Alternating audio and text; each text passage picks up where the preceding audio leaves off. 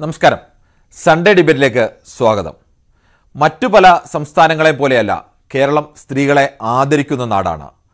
സ്ത്രീകളിൽ അനേകം സ്ത്രീകൾ അന്തസ്സോടെ തൊഴിലെടുത്ത് ജീവിക്കുന്ന നാടാണ്. പക്ഷേ സ്ത്രീ സുരക്ഷയുടെ വിഷയത്തിൽ കേരളം മറ്റു നാടുകൾക്ക് മാതൃകയാണോ? അല്ല എന്ന ഉത്തരമാണ് കഴിഞ്ഞ കുറച്ചു നാളായുള്ള സംഭവങ്ങൾ തെളിയിക്കുന്നത്. ഈ വിഷയമാണ് സൺഡേ ഡിബേറ്റ് ചർച്ച ചെയ്യുന്നത്. ഇതിനു മുമ്പായി ഒരു വളരെ പ്രധാനപ്പെട്ട വാർത്ത വന്നിട്ടുണ്ട്. ആ വാർത്തയിലേക്ക് ഒന്ന് പോയ ശേഷം വീണ്ടും സൺഡേ ഡിബേറ്റിലേക്ക് മടങ്ങി വരാം.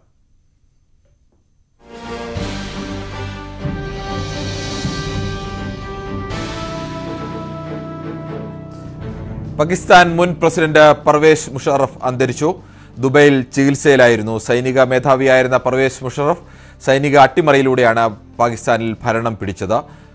കൂടുതൽ വിവരങ്ങളുമായി സരുൺ എ ജോസാണ് ഇന്റർനാഷണൽ ഡെസ്കിൽ നിന്നും ചേരുന്നത്.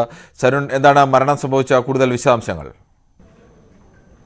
കിരൺ, അല്പസമയം മുമ്പാണ് പാകിസ്ഥാൻ മുൻ പ്രസിഡന്റ് പർവേസ് മുഷറഫിന്റെ മരണവാർത്ത കുടുംബാംഗങ്ങൾ പുറത്തുവിട്ടത്. പാകിസ്ഥാനിലെയും ഇന്ത്യയിലെയും മാധ്യമങ്ങൾ അദ്ദേഹം അന്തരിച്ചതായുള്ള വാർത്തകൾ പുറത്തുവിട്ടതിന് തൊട്ടു പിന്നാലെയാണ് കുടുംബം ഇക്കാര്യം സ്ഥിരീകരിച്ച് ട്വിറ്ററിൽ അദ്ദേഹം മുഷറഫ് വിലയിരുത്തപ്പെടുന്നത്. സൈനിക മേധാവിയായിരുന്നു. 98-ൽ സൈനിക മേധാവിയായിരുന്ന ശേഷം 1999-ൽ നവാസ് ഷെരീഫ്, പാകിസ്ഥാൻ പ്രധാനമന്ത്രിയായിരുന്ന നവാസ് ഷെരീഫുമായുള്ള അഭിപ്രായ ഭിന്നതകൾ ശക്തമായിരുന്നു. ഈ സമയത്തായിരുന്നു ഇന്ത്യയെ ആക്രമിക്കുന്ന തലത്തിലേക്ക് കാര്യങ്ങൾ എത്തിയത്. ഇന്ത്യക്കെതിരെയുള്ള സൈനിക നടപടിക്ക് നേതൃത്വം നൽകിയത് അന്ന് സൈനിക മേധാവിയായിരുന്ന പർവേസ് മുഷറഫ് ആയിരുന്നു. ഇന്ത്യയോട് യുദ്ധം തോറ്റതിന് തൊട്ടു പിന്നാലെ ഏതാനും മാസങ്ങൾക്കുള്ളിൽ തന്നെ അദ്ദേഹം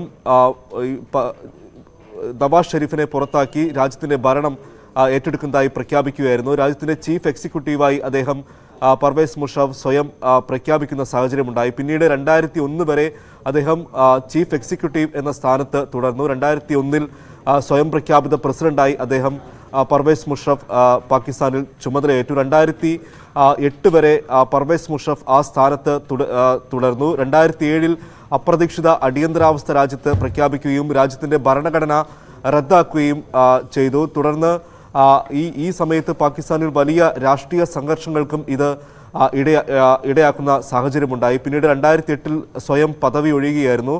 ഈ ഭരണഘടന റദ്ദാക്കിയത് ഉൾപ്പെടെയുള്ള കുറ്റങ്ങൾ പരിഗണിച്ച് പർവേസ് മുഷറഫിന് 2016-ൽ കോടതി വധശിക്ഷ വിധിക്കുന്ന സാഹചര്യമുണ്ടായി. ഈ സമയത്താണ് പ്രത്യേക കോടതി ശിക്ഷ വിധിച്ചതിന് തൊട്ട് പിന്നാലെ പർവേസ് മുഷറഫ് രാജ്യം വിടുകയായിരുന്നു. പിന്നീട് പാകിസ്ഥാനിലേക്ക് മടങ്ങി വന്നിട്ടില്ല.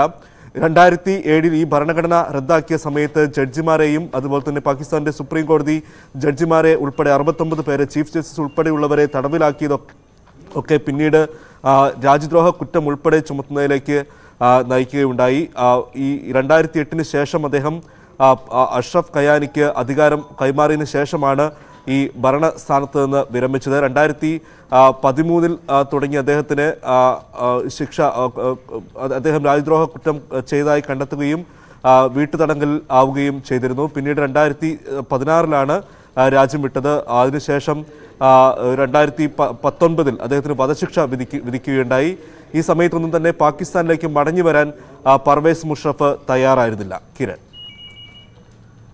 ഈ സൈനിക മേധാവിയായിരിക്കുമ്പോഴും ഇന്ത്യയുമായിട്ടുള്ള ചില ഘട്ടങ്ങളിലൊക്കെ കടുത്ത നടപടികളിലേക്ക് പോകുമ്പോഴും ഇടയ്ക്ക് ചർച്ചയ്ക്ക് കൂടി തയ്യാറായ ഒരു പ്രസിഡന്റ് എന്ന നിലയിൽ കൂടിയാണ് പർവേസ് മുഷറഫിനെ നമുക്ക് ഓർക്കാൻ കഴിയുക.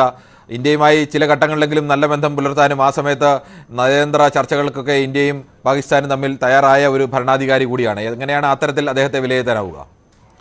കിരൺ, 1977-ൽ പാകിസ്ഥാന്റെ ജനാധിപത്യ ഭരണത്തെ അട്ടിമറിച്ച സിയ ഉൽ ഹക്കിന് ശേഷം ഇത്രയും ശക്തനായ ഒരു സൈനിക ഭരണാധികാരി പാകിസ്ഥാനിൽ ഉണ്ടായിരുന്നിട്ടില്ലെന്ന് പറയാം. 98-ൽ സൈനിക മേധാവിയായ 4 സ്റ്റാർ ജനറലായ പർവേസ് മുഷറഫ് ഈ പാക് പ്രധാനമന്ത്രിയായിരുന്ന നവാസ് ഷെരീഫുമായി തുടക്ക സമയത്ത് നല്ല ബന്ധം സൂക്ഷിച്ചിരുന്നു. ഈ സമയത്ത് തന്നെയായിരുന്നു നവാസ് ഷെരീഫും ഇന്ത്യയിൽ അടൽ ബിഹാരി വാജ്പേയിയും പ്രധാനമന്ത്രിമാരായിരുന്ന സമയത്ത് ഇന്ത്യ പാകിസ്ഥാൻ ബന്ധം കൂടുതൽ ശക്തമാകുന്നതിന് ചില തെളിവുകളൊക്കെ ആ സമയത്ത് അത്തരം കാര്യങ്ങളിലേക്ക് നീങ്ങുകയായിരുന്നു. ഈ സമയത്താണ് നവാസ് ഷെരീഫിനെ പോലും അറിയിക്കാതെ പർവേസ് മുഷറഫ് ഇന്ത്യക്കെതിരെ നീക്കങ്ങൾ നടത്തിയെന്ന് ചില പാക് മാധ്യമങ്ങൾ തന്നെ അക്കാലത്ത് റിപ്പോർട്ട് ചെയ്തിരുന്നു. പിന്നീട് ചില വെളിപ്പെടുത്തലുകളും ഇത് സംബന്ധിച്ച് പുറത്തു വരികയുണ്ടായി.